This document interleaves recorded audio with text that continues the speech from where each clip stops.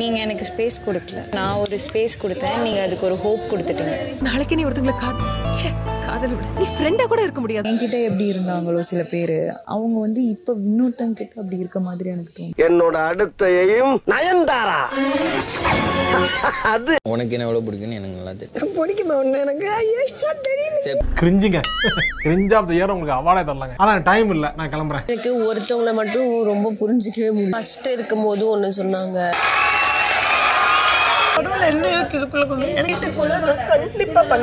அப்புறம் இப்போ ஒண்ணு நடக்குது. அது மாறி மாறி இருக்கு கிராஃப். அடப்பாவீங்களா, இப்பதான் இதையே கண்டுபிடிக்கிறீங்களா? வணக்கம் my dear zone mates, welcome to Shafi Zone. நான் உங்க ஷஃபி அண்ட் இன்னைக்கு நம்ம பார்க்க போறது பிக் பாஸ் சீசன் 8 உடைய டே 103 அண்ட் எபிசோட் 104 ஓட ரிவ்யூ தான். வீடியோக்குள்ள போறதுக்கு முன்னாடி யாரெல்லாம் சப்ஸ்கிரைப் பண்ணல மறக்காம சப்ஸ்கிரைப் பண்ணி சப்போர்ட் பண்ணுங்க. அப்படி பக்கத்துல இருக்க பெல் ஐகானை பிரஸ் பண்ணி ஆளுக்கு ஆப்ஷன் கொடுத்தீங்கன்னா நான் போடுற வீடியோ நோட்டிஃபிகேஷன் டான் டைமுக்கு வந்து சேரும். அண்ட் இந்த வீடியோ உங்களுக்கு உண்மையிலேயே பிடிச்சிருந்துச்சுன்னா ஒரு லைக்கும் போட்டு சப்போர்ட் பண்ண தப்பு கிடையாது. உங்களுக்கு கருத்து இருந்துச்சுன்னா அது கமெண்ட் செக்ஷன்ல போட்டு விடுங்க, நான் போய் பார்த்து படிச்சுக்கிறேன். அண்ணே நம்மால தான் கொஞ்சம் பார்த்து செய்யுங்க. இன்னைக்கு எபிசோட் ஸ்டார்ட் பண்ணும்போது ஒரு சூப்பரான வேக்கப் சாங் எல்லாம் போட்டு அதுக்கு எல்லாரும் போயிட்டு அட்டகாசமான டான்ஸ்லாம் ஆடி தான் ஸ்டார்ட் பண்ணாங்க. அப்புறம் பிக் பாஸ் எல்லாரும் இப்படி சோப்பால உட்கார வச்சு ஒவ்வொரு நாளும் ஒவ்வொரு டைப் ஆஃப் வீடியோ போட்டுருக்காங்க இல்லையா. இன்னைக்கு வந்து ஃப்ரெண்ட்ஷிப் குறும்படம் அப்படிங்கிற மாதிரி போட்டுட்டாங்க. அதை பார்க்கும்போது இந்த சீசனுக்கு ஃப்ரெண்ட்ஷிப்புக்கு பேர் போனதே ஜாக்லின் தான். கோவா கேங் அதுன்னு சொல்லிட்டு கடைசி வரைக்கும் ஃப்ரெண்ட்ஷிப்கான சாங்கெல்லாம் பாடிட்டு வெளியே போனாங்க.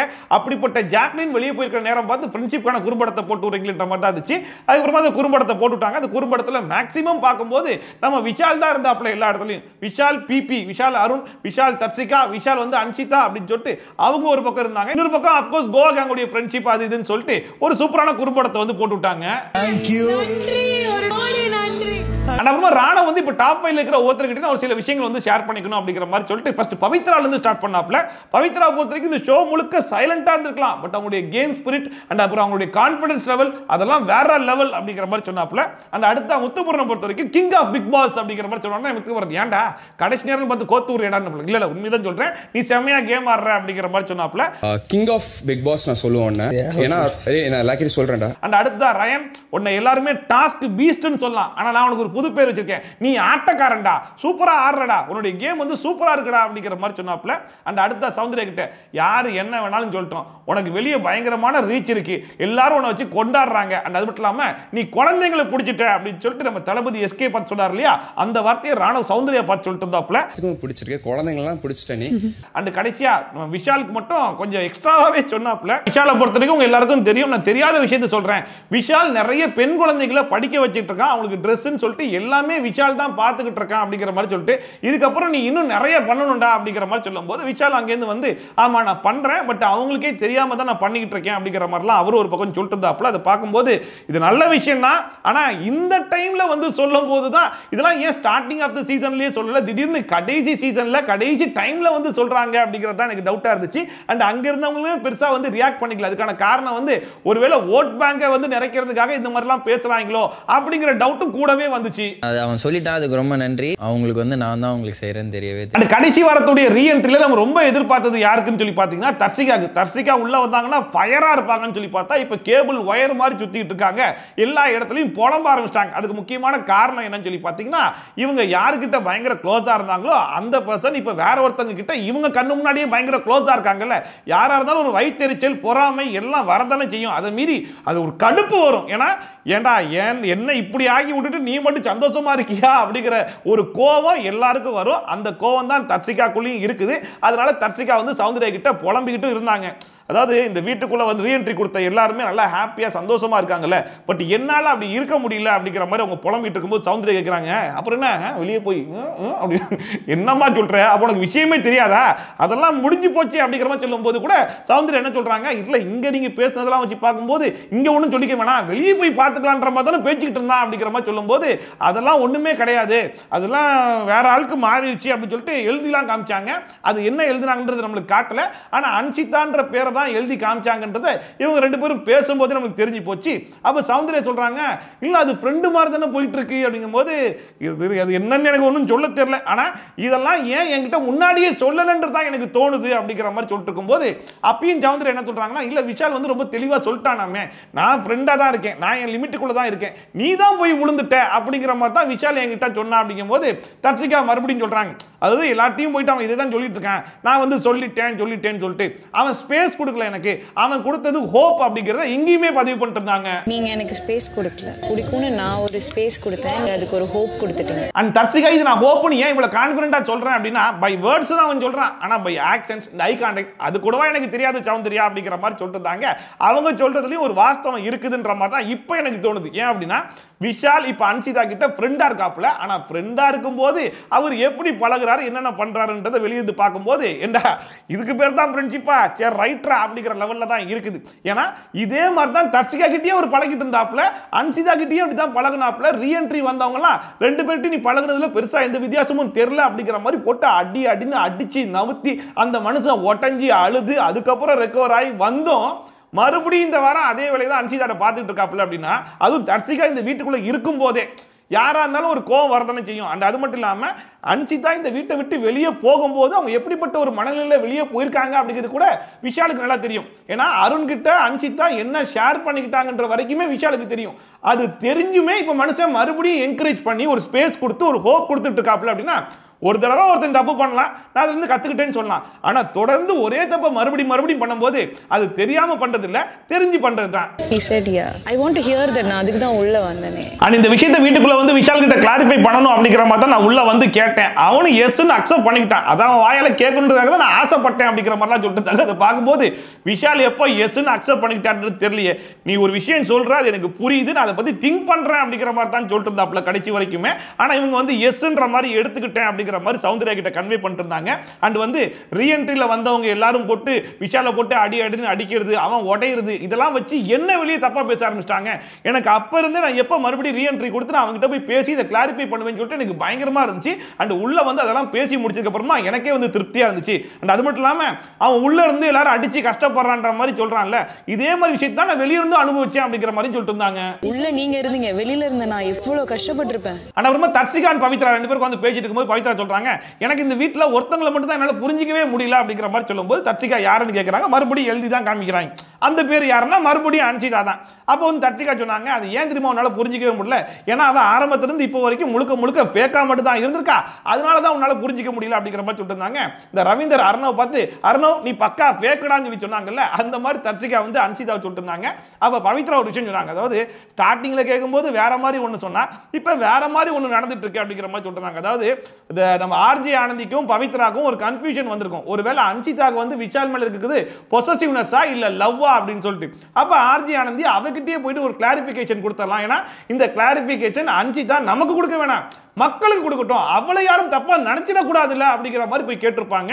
அப்ப அன்சிதா சொல்லியிருப்பாங்க, ஐயோ அப்படி எனக்கு ஒண்ணும் இல்லடி, அப்படி ஒரு விஷயம் இருந்தா அவன் ஃப்ரெண்ட்ஷிப்பே எனக்கு வேணாண்டி, நான் ஒதுங்கி வந்துடுறேன்டி, எனக்கு ஏன்டி இப்படி இல்லாமடி தோணுது, எனக்கு ஆல்ரெடி 1008 பிரச்சனை இருக்குடி அப்படிங்கிற மாதிரி பயங்கரமா பேசியிருப்பாங்க.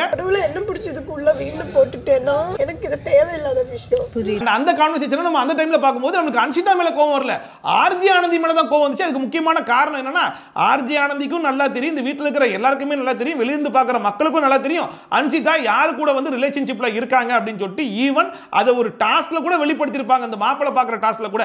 அதெல்லாம் தெரிஞ்சுக்கிட்டு வந்து எதுக்காக கேட்கறாங்கன்னு சொல்லி பார்க்கும்போது அதுக்கப்புறமா சொல்லியிருப்பாங்க, இதை மக்களுக்கு கிளாரிஃபிகேஷன் பண்றதுக்காக தான் நான் வந்து இந்த கேள்வியை கேட்டு விட்டேன் அப்படின்னு சொல்லிட்டு. சரி ஓகே, அப்போ அன்சிதாவும் கிளாரிஃபை பண்ணிட்டாங்க, மக்களுக்கும் கிளாரிஃபிகேஷன் ஆயிருச்சு. அன்சிதாக்கு விஷால் மேல இருக்கிறது வந்து ஒரு பியூர் ஃப்ரெண்ட்ஷிப் மட்டும் தான், அதை தாண்டி வேற எதுவுமே இல்லை. இப்படி ஒரு பேச்சு வந்துச்சுன்னா அந்த ஃப்ரெண்ட்ஷிப்பை கூட நான் கட் பண்றதுக்கு ரெடின்ற அளவுக்கு பேசினாங்க. ஒரு பெர்சன்டேஜ் கூட தேவை கிடையாது. ஆனா இப்போ பார்க்கும்போது என்னடா இது, என்ன இது அப்படிங்கிற மாதிரி இருக்கா இல்லையா? சோ முழுக்க தர்சிகா சொல்ற மாதிரி அன்சிதாவே ஃபேக்கா தான் இருந்திருக்காங்க போல இருக்கு.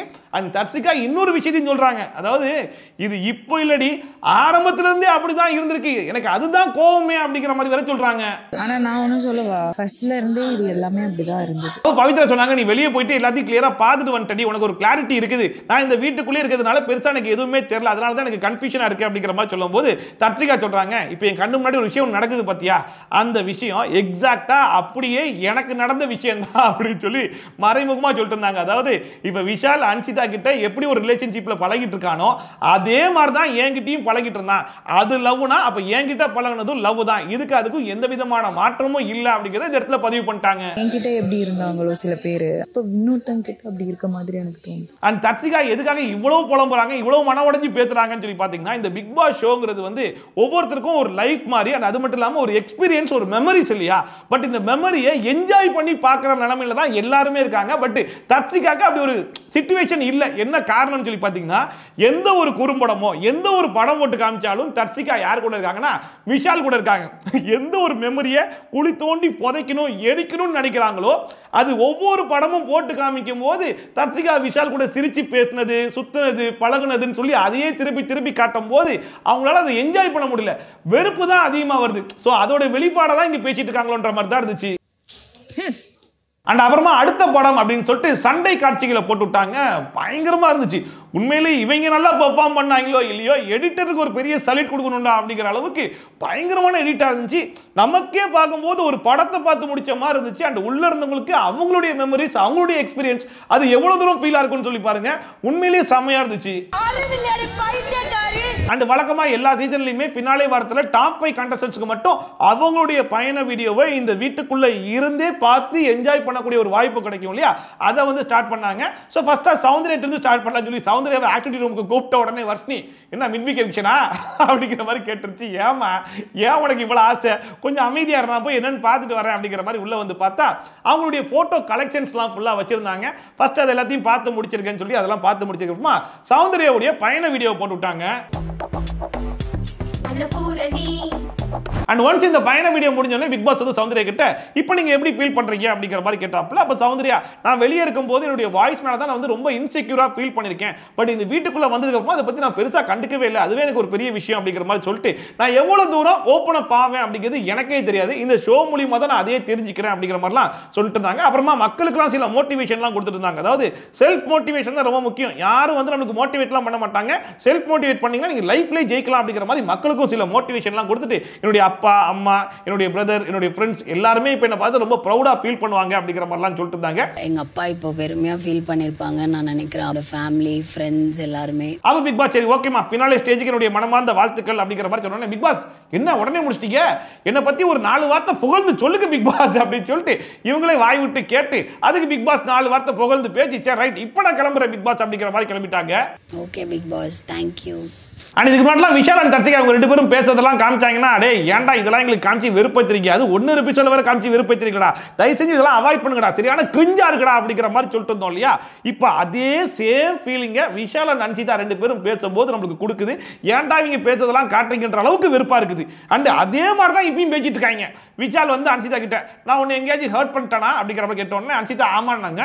கொஞ்சம் கூட யோசிக்காம சாரி அப்படின்ட்டாப்ல. டேய் எங்க ஹர்ட் பண்ணேன், எப்போ ஹர்ட் பண்ணேன், எங்க ஹர்ட் ஆச்சு, எதுவுமே கேட்காம உடனே காலில் விழுறியே, நல்லா முன்னேறிட்டடா அப்படிங்கிற மாதிரி இருந்துச்சு. ஹர்ட் பண்ணிட்டேனா ஏதாவது விதத்துல சாரி. அண்ட் அடுத்த மறுபடியும் வராரு பாருங்க, எனக்கு ஒன்று எவ்வளவு பிடிக்கின்றது உனக்கு தெரியும், உனக்கு என்ன எவ்வளவு பிடிக்கின்றது எனக்கு தெரியும் அப்படிங்கிற மாதிரி சொல்லிட்டு இருந்தாக்கி அதை பார்க்கும்போது கடைசி வரைக்கும் இந்த மனுஷன் திருந்தவே மாட்டான் போலையே அப்படிங்கிற மாதிரி இருந்துச்சு. அதில் வேற நான் எப்படி சொல்ல வரேன்னா அப்படின்னு சொல்லி ஆரம்பிக்கும் போதே அது எனக்கு புரிஞ்சு அதை நீ சொல்லணும்னு தேவையில்லை அப்படிங்கிற மாதிரி அன்சிதா உடனே ஆஃப் பண்ணி விட்டாங்க. அடே முழுசா சொல்ல விடுங்கடா, இப்படி சொல்லாம அறகுறையா விட்டு தான் இவ்வளவு தூரம் வந்து நிக்குது, இப்பயும் ஏன்டா பாதியிலே கட் பண்றீங்க அப்படிங்கிற மாதிரி தான் இருந்துச்சு. பிடிக்கணும். அண்ட் அதுக்கப்புறமா விஷால் அன்சிதாவுடைய அம்மா கிட்ட போயிட்டு அவங்க சொல்லணுமா நான் ஓகேவா தான் இருக்கேன் அப்படிங்கிற மாதிரி சொல்லு அப்படிங்கிற மாதிரி சொல்லும் போது அதுக்கு வேற அன்சிதா அவங்களுக்கு தெரியும் அதான் ஷோ பார்த்துட்டு இருக்காங்களா அப்படிங்கிற மாதிரி சொன்ன உடனே என்ன இது எதுவுமே சொல்ல விட மாட்டேன், எதையாச்சும் சொன்னா இப்படிதான் சொல்லிட்டு இருக்கேன் அப்படின்னு சொல்லிட்டு 2 பேரும் மாறி கொஞ்சிக்கிட்டு இருந்தாங்க. என்ன சொன்ன இன்னொரு பக்கம் வழக்கம் போல தர்சிகா வந்து ரியா கிட்ட புலம்ப ஆரம்பிச்சிட்டாங்க. பட் இந்த வாட்டி அவங்களுடைய புலம்பல் கொஞ்சம் டிஃபரெண்டா இருக்கு. அண்ட் தர்சிகா என்ன சொல்றாங்க அப்படின்னா எனக்குள்ள ஒன்று வந்துச்சுல அது போயிடுச்சு, அது முழுசா போயிட்டதுனால இவ விஷால் எது பண்ணாலுமே எனக்கு ஹர்ட் ஆகாது அப்படிங்கிற மாதிரி சொல்லிட்டு இருந்தாங்க. தர்சிகாக்கு வந்து விஷால் மேல இருந்த அந்த ஃபீலிங்ஸ், அந்த லவ், அந்த கிரஷ் எல்லாமே இப்ப விஷால் பண்ண வேலையால எனக்கு போயிடுச்சு, அது சுத்தமா இல்ல, அதனால இப்ப விஷால் எது பண்ணாலுமே அது ஹர்ட்டும் ஆகாது அஃபெக்டும் ஆகாது அப்படிங்கிற மாதிரி சொல்லிட்டு. ஆனா என்ன தெரியுமா, இப்போ ஒரு வேலை அவன் பண்ணிட்டு இருக்கான்ல அதை பார்க்கும்போது எனக்கு என்ன தோணுதுன்னா ஸ்டார்டிங்ல நான் போய் சொல்லும் போதே இதுதான் அப்படிங்கிற மாதிரி என்கிட்ட தெளிவா சொல்லியிருந்தா இருந்தா நான் என் வேலையை பார்த்துட்டு போயிருப்பேனே அப்படிங்கிற மாதிரி சொல்லிட்டு இருந்தாங்க. அதை பார்க்கும்போது ஏமா அதை அவன் உங்ககிட்ட இல்லம்மா, இன்னும் அன்சிதா கிட்டே தெளிவா சொல்லல. அன்சிதா கிட்ட சொன்னதுக்கு அப்புறமா வேணா உங்ககிட்ட சொல்றதுக்கு வாய்ப்பு இருக்கலான்ற மாதிரி தான் எனக்கு தோணுச்சு. இதெல்லாம் நமக்கு ஃபர்ஸ்டே தெரிஞ்சிருந்தா நம்ம வேலையை பார்த்துட்டு போயிருந்தோம். எஸ். அண்ட் அடுத்ததா விஷால் உள்ள வந்தாப்ல. வந்த உடனே அவருக்குமே போட்டோஸ்லாம் சுத்தி பாருங்க அப்படிங்கிற மாதிரி பார்த்து முடிச்சுட்டு சரி ஓகே விஷாலுடைய பயண வீடியோ போட்டு விட்டலாம்னு சொல்லிட்டு விஷாலுடைய பயண வீடியோவும் போட்டு விட்டாங்க. அண்ட் விஷாலுடைய பயண வீடியோ பார்த்தீங்க அப்படின்னா அவர் சமைச்சது, அவர் ஆடினது, அண்ட் அதை மீறி அன்சிதாவுடைய கண்டென்ட்டை விட தர்ஷிகாவுடைய கண்டென்ட் தான் அதிகமாக இருந்துச்சு. அந்த மனுஷனே பார்த்து ஃபீல் பண்ணியிருப்பார் போல இருக்கு. என்னடா இது நம்ம இவ்வளோ பண்ணியிருக்கோமா அப்படிங்கிற மாதிரி. ஒன்ஸ் அந்த பயண வீடியோ முடிஞ்சோடனே பிக் பாஸ் வந்து எப்படி இருந்துச்சு அப்படிங்கிற மாதிரி கேட்டாப்ல. அண்ட் விஷால் வழக்கமா சொல்ற அதே விஷயத்தை மறுபடியும் சொன்னாப்ல. அதாவது இந்த வீடு நான் யாரு அப்படிங்கிறத காமிச்சு கொடுத்துருக்கு, அண்ட் நிறைய விஷயங்களை கத்து கொடுத்துருக்கு அப்படிங்கிற மாதிரிலாம் சொல்லிட்டு இருந்தாப்ல. அதை பார்க்கும்போது அப்படி என்னதான் கத்து கொடுத்துச்சுன்னு ஒன்றும் புரியலையே. அதாவது நிறைய பேர் நிறைய விஷயங்களை கத்து கொடுத்தாங்க, எடுத்து சொல்லியும் பார்த்தாங்க, ஆனா கடைசி வரைக்கும் அதெல்லாம் எடுத்துக்கிட்டு மாத்திக்கிட்ட மாதிரியே தெரியலன்ற மாதிரி தான் இருந்துச்சு. இந்த பிக் பாஸ் வீடு மட்டும் தான் எனக்கு சொல்லி கொடுத்துச்சு. ஆனா பிக் பாஸ் உங்களை பத்தி நீங்களே ஒரு ஒப்பீனியன் வளர்த்துக்கிறீங்களா, அது உங்களை இன்னுமே பெட்டரா மாத்தும் அப்படிங்கிற மாதிரி சொல்லிட்டு இருக்கும்போது விஷால் வந்து சொல்லிட்டு இருந்தாப்ல. இந்த ராஜு அண்ட் ரயன் இந்த வீட்டுக்குள்ள அவங்களுடைய டீம் வரும்போது அண்ட் எஸ்கே அண்ணா வரும்போதுலாம் எனக்கு வந்து நானும் அந்த லெவலுக்கு வரணும் அப்படிங்கிற மாதிரி எனக்கு வந்து மோட்டிவேஷனலா இருக்கு. கண்டிப்பா அடுத்த சீசன்ல அந்த மாதிரி ஒரு கெஸ்டா இந்த வீட்டுக்குள்ள வருவேன் அப்படிங்கிற மாதிரி சொல்லிட்டு இருந்தாப்ல. சரி ரைட் வாப்பா அப்படிங்கிற மாதிரிலாம் சொல்லிட்டு உன்னுடைய ஃபினாலே ஸ்டேஜுக்கு வாழ்த்துக்கள் அப்படிங்கிற மாதிரி சொல்லி விஷால் அனுப்பிச்சு விட்டாப்ல. Thank you boss, thank you. Okay இப்போ நான் உள்ள போறதுக்கு ரெடி. அண்ட் நெக்ஸ்டா முத்துபுரன் உள்ள வந்தாப்ல. முத்துபுரன் போயிட்டு அந்த போட்டோஸ்லாம் சுத்தி பார்த்துட்டு அவருக்கான பயண வீடியோவும் போட்டு காமிச்சாங்க. அண்ட் முத்துபுரன் இந்த வீட்டில் பண்ணாத விஷயங்கள் என்ன இருக்கு அப்படிங்கிற அளவுக்கு அந்த பயண வீடியோ ஒரு ஃபுல்ஃபில்லான ஒரு பயண வீடியோவா இருந்துச்சு. அண்ட் ஒன்ஸ் இந்த பயண வீடியோ முடிஞ்சோடனே பிக் பாஸ் வந்து முத்துபுரன் நீங்க எப்படி ஃபீல் பண்றீங்க அப்படிங்கிற மாதிரி கேட்கும்போது முத்துபுரன் சொன்னாப்ல, எனக்கு சின்ன வயசுல இருந்து நடிக்கணும்ன்ற ஆசை அதிகமா இருந்துச்சு. அதுக்கு முக்கியமான காரணம் என்னன்னா நம்மளுடைய உணர்வுகளை ரியாக்ஷன் மூலமா எப்படி காட்டுறோம் அப்படிங்கிறத கேமரால பதிவு பண்ணி பார்க்கணும்ன்ற ஆசை தான். ஆனா இந்த ஷோ மூலமா நம்மளுடைய உண்மையான உணர்வுகளை படம் பிடிச்சி காமிச்சிருக்கீங்க, இதை விட எனக்கு வேற என்ன வேணும் அப்படிங்கிற மாதிரி சொல்லிட்டு வெளியே இருந்து உள்ள வந்த நிறைய பேர் என்கிட்ட சொன்ன விஷயங்கள், உன்னை வெளியே கொண்டாடுறாங்கடா, உனக்கு வந்து நிறைய மக்கள் வந்து ஃபேன்ஸா இருக்காங்கடா அப்படிங்கிற மாதிரி சொல்லிட்டு இருந்தாங்க. அதை என்னால இப்போ வரைக்கும் நம்ப முடியல, வெளியே போய் பார்த்தாலும் என்னால நம்ப முடியுமான்ற மாதிரி தெரியல அப்படிங்கிற மாதிரி சொல்லிட்டு இருக்கும்போது பிக் பாஸ் சொன்னாப்ல, உங்களுடைய மொத்த பயணத்தையும் நான் ஒரு வார்த்தையில சொல்லணும் அப்படின்னா உழைப்பு அப்படிங்கிற மாதிரி சொன்னாப்ல. உங்க மொத்த பயணத்தையும் ஒரு வார்த்தையில அடக்க முடியும்னா உழைப்பு பாஸ். உண்மையாவே பிக் பாஸ் சொன்ன மாதிரி முத்துக்குமரனுடைய உழைப்பு இந்த சீசனுக்கு ரொம்பவே ஒரு ஹெல்ப்ஃபுல்லா இருந்திருக்கு. ஏன் அப்படின்னா முத்துக்குமரன் மட்டும் இந்த சீசன்ல இல்லைன்னு வைங்களேன், இந்த சீசன் எவ்வளவு தூரம் சுவாரஸ்யமா இருந்திருக்குன்றதை நம்மளால நினைச்சு கூட பார்க்க முடியல. ஏன்னா ஆரம்பத்துல இருந்து இப்ப வரைக்கும் சுவாரஸ்யத்தை கிரியேட் பண்ணி கொடுத்த ஒரு கண்டஸ்டன்ட்டா முத்துக்குமரனும் இருந்திருக்காரு அப்படிங்கிறதுல எந்த விதமான மாற்று கருத்தும் கிடையாது. ஏன்னா மற்ற கண்டஸ்டன்ட்ஸ்லாம் இந்த வீட்டுக்குள்ள இருந்தாலும் இல்லாட்டாலும் ஒரு இம்பாக்ட் இருக்கான்னு சொல்லி பார்க்கும்போது ஒரு சில கண்டஸ்டன்ட்ஸ் மட்டும்தான் இம்பாக்டை கிரியேட் பண்ணக்கூடிய ஒரு கண்டஸ்டன்டா இருக்காங்க. அந்த இடத்துல முத்துக்குமரன் இருந்திருக்காப்ல. நன்றி பாஸ், ரொம்ப நன்றி. அந்த கடைசியா போறதுக்கு முன்னாடி சில விஷயங்கள் சொல்லிக்கலாமா அப்படிங்கிற மாதிரி கேட்டாப்ல. சரி சொல்லுங்க அப்படிங்கிற மாதிரி சொன்னோன்னே, நீங்க தான் மக்கள், மக்கள் தான் நீங்க, ரெண்டையும் நான் பிரிச்செல்லாம் பார்க்கல பிக் பாஸ் அப்படிங்கிற மாதிரி சொன்னாப்ல. சரி ரைட்டுப்பா, உன்னுடைய ஃபினாலே ஸ்டேஜுக்கு வாழ்த்துக்கள் அப்படிங்கிற மாதிரி சொன்னோன்னே, பிக் பாஸ் கடைசியா இன்னொன்று ஒன்னே ஒன்று சொல்லிக்கணும், இது கோச்சிக்க மாட்டீங்களே அப்படிங்கிற மாதிரி கேட்டாப்ல. அது நீ சொல்றதை பொறுத்தா இருக்குன்னு சொல்லி கேட்கும்போது பிக் பாஸ் கடைசி நாள் கொஞ்சம் ஓட்டு போட்டு விட்டுருக்கீங்களே அப்படின்னு சொல்லிட்டு பிக் பாஸ் ஓட்டு கேட்கிறாப்ல. உங்க ஓட்டு அப்படியே எனக்கு போட்டுட்டீங்கன்னா எப்படியாவது நான் ஃபைனல்ஸ் போயிடுவேன். அப்ப பிக் பாஸ் நான் ஓட்டு போடவா இல்ல ஓட்டுல ஓட்டையை போடவா கேட்டோம்னா பிக் பாஸ் ஆள விடுங்க பிக் பாஸ் நான் கிளம்பிறேன்னு சொல்லிட்டு மனுஷனுக்கு கிளம்பிட்டாப்ல. ஓட்டுல ஓட்டையை போடட்டுமா? திடீர்னு பார்த்தா ராணவன் பவித்ரா இவங்க ரெண்டு பேருடைய டாபிக் எடுத்து கூட்டமா உட்காந்து டிஸ்கஸ் பண்ண ஆரம்பிச்சிட்டாங்க. அப்ப ராணவ் வந்து நான் உங்ககிட்ட பெர்மிஷன் கேட்டுட்டு ஃபன்னா பண்றேன்னு சொல்லிட்டு தானே பண்ணேன் அப்படிங்கிற மாதிரி அவர் கேட்க, அதுக்கு பவித்ரா நீ பெர்மிஷன் கேட்டு தாண்டா பண்ண, ஒரு ஸ்டேஜுக்கு அப்புறம் இது வேணா ராணவ் அப்படிங்கிற மாதிரி சொன்னதுக்கு அப்புறமும் நீ பண்ண பாத்தியா அதுதான்டா தப்பா இருந்துச்சு அப்படிங்கிற மாதிரி சொல்லிட்டு இருந்தாங்க. அதுக்கு ராணவ் ஸ்டார்டிங்ல இருந்து மறுபடியும் இந்த ட்ரூத் ஆர் டேர்லாம் விளையாடிட்டு இருந்தாங்களே. அப்ப அன்சிதா ஒரு கேள்வி ஒன்று கேட்டாங்க, அந்த கேள்விக்கு தான் வந்து உங்ககிட்ட நான் கிளாரிஃபிகேஷனே பண்ணேன் அப்படிங்கிற மாதிரி சொல்லிட்டு அது ஓகேடா நீ பெர்மிஷன் கேட்ட, ஆனா அதுக்கப்புறமா நீ வந்து மறுபடியும் ஆரம்பிச்சடா. இந்த டெவில் டாஸ்க்ல கூட நீ குடுமிலாம் போட்டு சொன்ன பத்தியா, அதெல்லாம் நீ வந்து டாஸ்க்ல சொல்லடா, நீ பவித்ராவை தான் பண்ண சொன்ன அப்படிங்கிற மாதிரி சொல்லிட்டு அந்த கடைசி அஞ்சு பாரு எல்லாத்தையும் நியாயப்படுத்திட்டு இருக்காரு. தப்புனா தப்புன்னு அக்செப்ட் பண்ணிக்கோ அப்படிங்கிற மாதிரி அந்த இடத்துல முடிச்சிட்டாங்க. நியாயப்படுத்தாத, ஆமா இதை நான் பண்ணேன் இதை நான் பண்ணலன்னு ஒத்துக்கோ. அதுக்கப்புறம் பார்த்தா தனியா வந்து டிஸ்கஷன் ஸ்டார்ட் பண்றாங்க. அப்ப ராணவ் சொல்றாப்ல வெளியே எப்படி போயிட்டு இருக்கு அப்படின்னா, நான் பவித்ராவை டார்ச்சர் பண்ணிட்டேன் அப்படிங்கிற மாதிரி ஒரு விஷயம் போயிட்டு இருக்கு, அதனால தான் நான் கிளாரிஃபை பண்றேன் அப்படின்னு சொல்லிட்டு மறுபடியும் அதே விஷயத்தை கேட்கிறாப்ல. அது உங்ககிட்ட பெர்மிஷன் கேட்டுட்டு தானே பண்ணேன் அப்படின்னு சொல்லி அவரு சொல்ல, அதுக்கு மறுபடியும் பவித்ரா அது ஒரு லெவல் வரைக்கும் இருந்துச்சுடா, அதுக்கப்புறம் பெர்மிஷன் முடிஞ்சதுக்கு அதுக்கப்புறம் நீ மறுபடியும் கண்டினியூ பண்ணடா அப்படின்னு சொல்லிட்டு அதே டாபிக் போயிட்டு இருக்கும்போது திடீர்னு ஆர்ஜி ஆனந்தி உள்ள வந்துட்டாங்க. என்ன மேட்டர்னா மறுபடியும் முதல்ல இருந்தா டேய் இதோட 4-5 வாட்டிக்கு மேல போயிடுச்சு, இதுக்கு மேல நான் தாங்க மாட்டேன்னு சொல்லிட்டு பவித்ரா ஒரே ஓட்டமா ஓடி போயிட்டாங்க. என்ன சொல்றேன்னா ஆக்சுவலா இந்த இடத்துல ராணு பவித்ரா கிட்ட என்ன விஷயத்தை கிளாரிஃபை பண்றதுக்காக வந்தாப்ல, அந்த பவித்ரா என்ன விஷயத்தை கிளாரிஃபை பண்ணிட்டு இருந்தாங்க அப்படிங்கறத ஒன்னவர் எபிசோட்ல பெருசா கிளியரா காட்டலையா, இல்ல இதுவே ஒரு மாதிரி கிளம்சியா தான் போயிட்டு இருந்துச்சா அப்படிங்கிறது தெரியல. ஒரே விஷயத்தை மறுபடியும் ரெண்டு பேரும் பேசிக்கிட்டே இருந்த மாதிரி தான் இருந்துச்சு. அண்ட் அடுத்த பவித்ரா உள்ள வந்தாங்க, அவங்களுமே போயிட்டு போட்டோஸ்லாம் சுத்தி பார்த்துட்டு அவங்களுக்கான பயண வீடியோவும் போட்டு விட்டாங்க. அண்ட் ஒன்ஸ் அவங்களுடைய பயண வீடியோ முடிஞ்சோடனே பிக் பாஸ் வந்து நீங்க எப்படி ஃபீல் பண்றீங்க அப்படிங்கிற மாதிரி கேட்ட உடனே, நான் இந்த வீட்டில் வாழ்ந்திருக்கேன் பிக் பாஸ், என்னுடைய எந்த ஒரு எமோஷன்ஸையும் ஒளிச்சு வைக்காம எல்லா எமோஷன்ஸையும் நான் வெளிப்படையாக காமிச்சிருக்கேன், நான் நானா தான் இருந்திருக்கேன் அப்படிங்கிற மாதிரி சொன்னாங்க. அண்ட் டாப் 5ல இருந்து நான் இந்த மாதிரி பயண வீடியோ நான் இந்த வீட்டில் பார்ப்பேன் அப்படிங்கிற மாதிரி நான் நினைக்கவே இல்லை. ஆனாலும் இதுக்கான எஃபோர்ட் நான் எவ்வளவு போட்டிருக்கேன் அப்படிங்கிறது எனக்கு தான் தெரியும். அண்ட் அது மட்டும் இல்லாம இதுதான் நான், இப்படிதான் நான் அப்படிங்கிறத நான் எப்படி தான் சொல்லி புரிய வைக்கிறதுன்றது எனக்கும் தெரியல அப்படிங்கிற மாதிரிலாம் சொல்லிட்டு இருந்தாங்க. கரெக்ட் தான்மா, நீ ஒன்றும் சொல்லி புரிய வைக்கலாம் தேவையில்லை, அதான் நாங்க 100 நாள் பார்த்துட்டோமே, இதுதான் நீ, இப்படிதான் நீ இருப்ப அப்படிங்கிறத நாங்களுமே புரிஞ்சுக்கிட்டோமா. நானா இருந்திருக்கேன் எனக்கு ஃபீல் ஆகுது பிக் பாஸ் இது பார்க்கும்போது. அப்ப பிக் பாஸ் பவித்ரா கிட்ட உனக்கு பேச வரும் வராது, விளையாட வரும் வராது, இது எல்லாத்தையும் மீறி உனக்கு ஒரு விஷயம் மட்டும் நல்லா வருமா அப்படிங்கிற மாதிரி சொன்னப்ப அது பார்க்கும்போது இந்த வீட்டில் அழுகிறது, புலம்புறது, கிளீன் பண்றது, துடைக்கிறது, இதுல ஏதோ ஒன்று சொல்ல போறாரு போல அப்படின்னு சொல்லி பார்த்தா முயற்சி அப்படின்ற மாதிரி சொன்னாப்ல, அதுவும் அது சாதாரண முயற்சி இல்லமா, விடா முயற்சி அப்படிங்கிற மாதிரி சொல்லி பயங்கரமான மோட்டிவேஷன்லாம் கொடுத்தாப்ல. பவிக்கு ஒரு விஷயம் சிறப்பா செய்ய தெரியும், முயற்சி.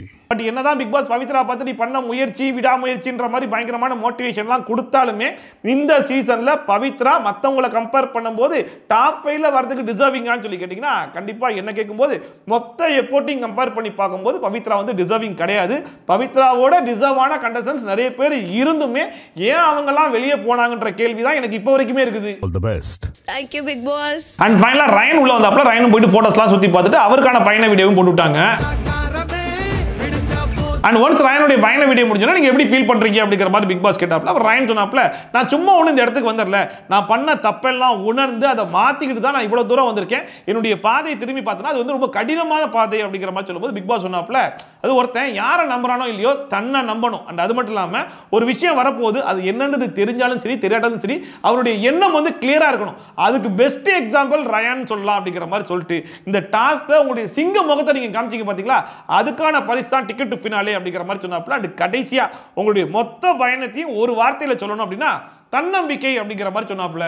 இந்த பிக் பாஸ் வீட்டு பயணத்தை ஒரு வார்த்தையில சொல்லணும்னா தன்னம்பிக்கை. ரயனை பொறுத்த வரைக்கும் இந்த சீசன்ல டாப் 5க்கு டிசர்விங்கான்னு சொல்லி கேட்டிங்கன்னா ஸ்டார்டிங்ல ரயனை பார்க்கும்போது ரயன் பெருசா வேற எதுவுமே பண்ணலையே, சௌந்தர்யா அண்ட் ஜாக்லின் 2 பேர் கூட இருக்கிறது, அண்ட் ஜாக்லினுடைய ஒரு பப்பட்டை தான் வாழ்ந்துகிட்டு இருக்காப்ல, பெருசா வேற எதுவுமே பண்ணல அப்படிங்கிற மாதிரி தான் ரயன் வந்து வந்துட்டு இருந்தாப்ல. ஆனா டிக்கெட் ஃபினாலேல ஆரம்பிச்சு இப்போ வரைக்கும் அவருடைய ஜேர்னியை பார்க்கும்போது உண்மையிலேயே அந்த மனுஷன் டாப் 5க்கு டிசர்விங் தான் அப்படிங்கிற மாதிரி இருந்துச்சு. ஏன்னா டிக்கெட் ஃபினாலே ஒன்றும் சும்மா கிடைச்சிடாது, அதுக்கான எஃபோர்ட்டை போடணும். அந்த எஃபோர்ட்டை 100% இல்லை 200% போட்டு தான் ரயன் வந்து டிக்கெட் ஃபினாலே வாங்கி ஈவன் பொட்டி டாஸ்க்ல போய் பொட்டி எடுத்து வந்து இந்த இடத்துல வந்து நிக்கிறாப்ல. சோ ரயனை பொறுத்த வரைக்கும் உண்மையிலே தன்னம்பிக்கை அப்படிங்கிற மாதிரி பிக் பாஸ் சொன்னது ரொம்பவே ஆப்டா தான் இருந்துச்சு.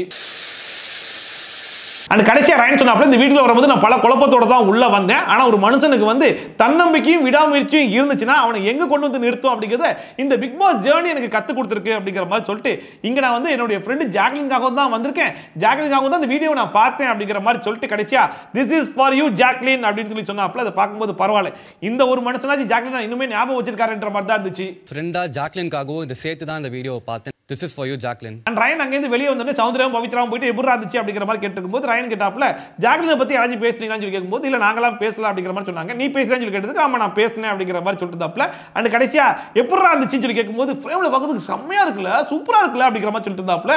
யாரடா சொல்றேன்னா என்னதான் என்ன பார்க்கறதுக்கு செம்மையா இருந்துச்சு அப்படிங்கிற மாதிரி சொல்லிட்டு இருந்தாப்ல. அப்ப சௌந்தர்யா நம்மளெல்லாம் ஏதாவது சொல்லுவான்னு சொல்லி பார்த்தா அவனே அவன் ரசிச்சு வந்திருக்கான் அப்படிங்கிற மாதிரி கவுண்டர்லாம் கொடுத்துட்டு இருந்தாங்க. அதோட இன்னைக்கு எபிசோட் வந்து முடிஞ்சு போச்சு. இல்ல என்ன பார்க்கறதுக்கு பாரு அவனே ரசிச்சு வந்திருக்கான். இன்னைக்கு எபிசோட பொறுத்தவரைக்கும் எப்படி இருந்துச்சு அப்படின்னு சொல்லி பார்த்தீங்கன்னா ஒவ்வொரு சீசன்லயும் ஃபினாலே வரத்துல இருக்கக்கூடிய ஃப்ரைடே எப்படி இருக்குமோ அதே மாதிரி தான் இந்த ஃப்ரைடே இருந்துச்சு. கண்டஸ்டன்ஸ் உடைய அந்த பயண வீடியோ பார்க்கும்போது நமக்கே சில எமோஷன்ஸ்லாம் வரும். அவங்க பேசும்போது நமக்கு சில விஷயங்கள்லாம் வந்து கனெக்ட் ஆகும் இல்லையா. பட் அப்படிப்பட்ட ஒரு எமோஷன் ஒரு கனெக்ட் இந்த சீசன்ல எந்த ஒரு கண்டஸ்டன்ஸ் கிட்டயும் நமக்கு பெருசா வரலையோ அப்படிங்கிற மாதிரி தான் எனக்கு ஃபீல் ஆச்சு. ஏன்னா நம்ம எதிர்பார்த்த டாப் 5 இல்லாதனாலயோ என்னவோ தெரியல, பெருசா பரவாடா, அதாவது எஃபோர்ட் போட்டு அடிச்சு நவுத்தி போராடி இந்த இடத்துக்கு வந்து நின்றுருக்காங்கடா. அந்த ஜேர்னி பார்க்கும்போது எப்பா எவ்வளோ கஷ்டப்பட்டுருக்காங்கல்ல அப்படிங்கிற ஃபீல் எனக்கு முத்துக்குமரன்ட்டு ஒரு பக்கம் வந்த மாதிரி இருந்துச்சு. பட் மீதி இருக்கிற 4 பேர்கிட்ட பெருசா எனக்கு வந்த மாதிரி தெரியல. ஏன்னா சீசன் முழுக்க ஆரம்பத்திலிருந்து கடைசி வரைக்கும் யார் எஃபோர்ட் போட்டிருக்கான்னு சொல்லி பார்த்தீங்கன்னா முத்துக்குமரன் மட்டும் தான் சொல்ல முடியும். மீதி இருக்கிற 4 பேர் அங்கங்க ஒரு சில எஃபோர்ட் மட்டுமே போட்டு இவ்வளவு தூரம் டிராவல் பண்ணி வந்துட்டாங்களோ அப்படிங்கிற மாதிரி தான் எனக்கு பர்சனலா ஃபீல் ஆச்சு. உங்களுக்கு அவங்களுடைய பயண வீடியோ பார்க்கும்போது எப்படி இருந்துச்சு அப்படிங்கறத மறக்காம கமெண்ட் செக்ஷன்ல சொல்லுங்க. அண்ட் இந்த சீசனை பொறுத்தவரைக்கும் இன்னும் 2 நாள் தான் மிச்சமே இருக்குது. அண்ட் நமக்கு தான் 2 நாள். ஆனா இன்னைக்கு வந்து ஷூட்டே வந்து முடிஞ்சிரும். சோ யார் வின்னர், யார் ரன்னர் அப், யார் செகண்ட் ரன்னர் அப், யார் 4th பிளேஸ், யார் 5th பிளேஸ்ன்ற வரைக்கும் எல்லா டீடைல்ஸும் வந்து இன்னைக்கே தெரிஞ்சிரும். சோ யார் வின் பண்ணா டிசர்விங்கா இருக்கும் அப்படின்னு சொல்லி நீங்க நினைக்கிறீங்களோ அதை மறக்காம கமெண்ட் செக்ஷன்ல சொல்லுங்க. அண்ட் இவ்வளவு நாள் நீங்க உங்களுடைய ஓட்டை நீங்க யாருக்கு போட்டுக்கிட்டு இருக்கீங்க அப்படிங்கறதை மறக்காம கமெண்ட் செக்ஷன்ல சொல்லுங்க. சோ இதே மாதிரி ட்ரோல்ஸ் அண்ட் ரிவ்யூஸ்லாம் கண்டிப்பா பார்க்கணும்னு நினைச்சீங்கன்னா மறக்காம சப்ஸ்கிரைப் பண்ணிட்டு பக்கத்துல இருக்க பெல் ஐகான் டான் தட்டி விட்டீங்கன்னா நான் போடுற வீடியோ நோட்டிஃபிகேஷன் டான் டைமுக்கு வந்து சேரும். சோ மீட் இது மாதிரி சூப்பரான வீடியோட சூப்பரான ரிவ்யூவோட சூப்பரான ட்ரோலோட உங்களுக்கு சந்திக்கலாம். Bye from Shafi. தடா bye bye and take care.